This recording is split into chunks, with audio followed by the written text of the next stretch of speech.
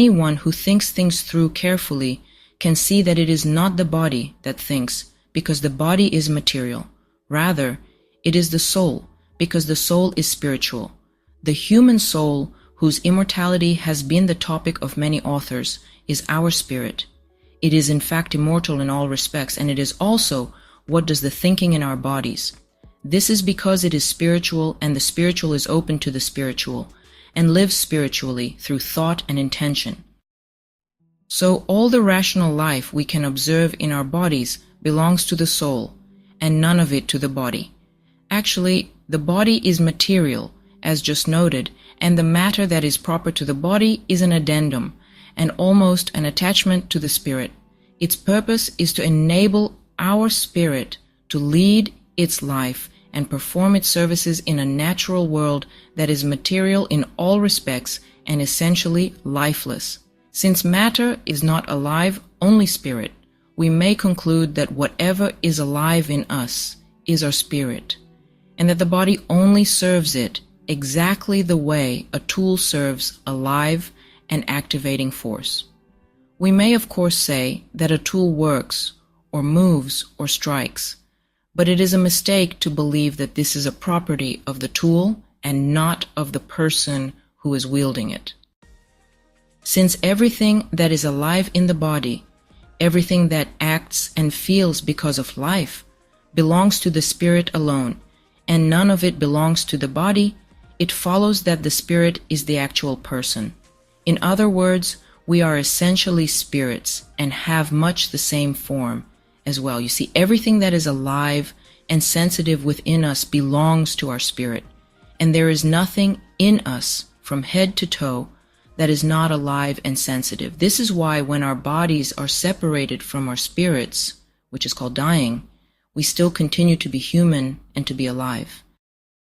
I have heard from heaven that some dead people, while they are lying on the funeral bier before they have been revived in the life after death, are still thinking in their cold bodies and cannot help but feel that they are alive, but with the difference that they cannot move a single part of the matter that makes up their bodies. We could not think or intend if there were nothing supporting our thought and will, some substance to serve as the source and focal point of thought and intent. Anything we may imagine happening apart from a substantial agent is nothing.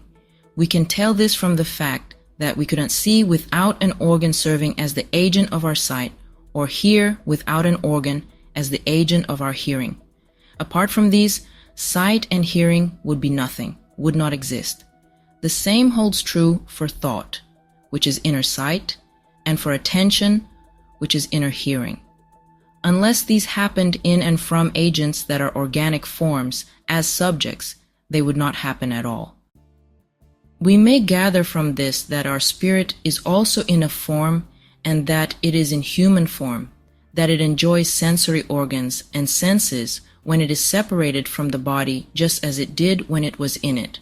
We may gather that all of the eye's life, all of the ear's life, in fact all of our sensory life, belongs not to the body, but to the spirit that is in these functions and even in their least details. This is why spirits see and hear and feel just as much as we do, though after we have left the body, this does not happen in the natural world, but in the spiritual one. The reason the spirit was sensitive on the natural level when it was in the body is that it worked through the material part that was appended to it. However, it was still spiritually sensitive in its thinking and intending. I have presented this to convince rational people that, seen in our own right, we are spirits, and that the physical nature appended to us so that we can function in the natural and material world is not the real person, but only the tool of our spirit. But some supporting instances from experience would be better, because rational arguments are beyond many people, and the ones who have convinced themselves of opposite opinions make these arguments grounds for their skepticism by arguing on the basis of sensory illusions. People who have convinced themselves of an opposite opinion tend to think that animals live and sense just the way we do, so that they too have a spiritual nature like ours. Yet this dies along with their bodies. However, the spiritual nature of animals is not the same as ours. We have an inmost nature that animals do not, a nature into which the divine flows and which it raises toward itself, in this way uniting us to itself. So we, unlike animals, can think about God and about divine matters of heaven and the church. We can love God because of these matters and by engaging with them, and can so be united to Him. And anything that can be united to the divine cannot be destroyed. Anything that cannot be united to the divine, though, does disintegrate. Earlier, I discussed this inmost that we have and animals do not. The reason for mentioning it again here is that it is important to dispel the illusions many people get from believing that animals are just like humans. People who cannot draw rational conclusions about these subjects because they lack information or because their intellect is not open. What I said there was as follows. I should like to disclose a particular secret about the angels of the three heavens that people have not been aware of until now, because they have not understood the levels discussed earlier. It is this, that within every angel and within every one of us here, there is a central or highest level, or a central and highest something, where the Lord's divine life flows in first and most intimately. It is from this center that the Lord arranges the other, relatively internal aspects within us that follow in sequence according to the levels of the overall design. This central or highest level can be called the Lord's gateway to angels, or to us, His essential dwelling within us. It is this central or highest level that makes us human and distinguishes us from the lower animals, since they do not have it. This is why we, unlike animals, can be raised up by the Lord toward Himself, as far as all the deeper levels of our mind and character are concerned. This is why we can believe in Him, be moved by love for Him, and therefore see Him. It is why we can receive intelligence and wisdom and talk rationally. It is also why we live forever. However, what is arranged and provided by the Lord at this center does not flow into the open perception of any angel, because it is higher than angelic thought and surpasses angelic wisdom. A great deal of experience has taught me that we are spirits inwardly, experience that would fill whole volumes, as they say, if I were to include it all. I have talked with spirits as a spirit, and I have talked with them as a person in a body. When I have talked with them as a spirit, they could not tell that I was not a spirit myself, in just as human a form as theirs.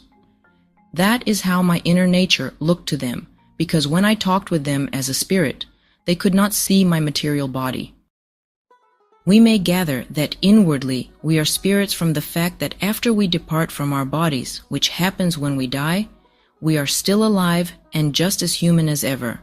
To convince me of this, the Lord has allowed me to talk with almost all the people I had ever met during their physical lives, with some for a few hours, with some for weeks and months, and with some for years. This was primarily so that I could be convinced and could bear witness. I may add here that even while we are living in our bodies, each one of us is, with respect to our own spirits, in a community with other spirits, even though we are unaware of it. Good people are in angelic communities by means of their spirits, and evil people are in hellish communities. Furthermore, we come into those same communities when we die. People who are coming into the company of spirits after death are often told and shown this. Actually, we are not visible as spirits in our spiritual communities, while we are living in the world because we are thinking on the natural level. However, if our thinking is withdrawn from the body, we are sometimes visible in our communities because we are then in the spirit. When we are visible, it is easy to tell us from the spirits who live there because we walk along deep in thought, silent, without looking at others, as though we did not see them, and the moment any spirit addresses us, we disappear. To illustrate the fact that we are spirits inwardly, I should like to explain from experience what happens when we are taken out of the body and how we are led by the Spirit into another place. The first experience, being taken out of the body, is like this. We are brought into a particular state that is halfway between sleep and waking. When we are in this state, it seems exactly as though we were awake. All our senses are as alert as they are when we are fully awake physically. Sight, hearing, and, strange to say, touch, which is then more exquisitely keen than it can ever be during physical wakefulness.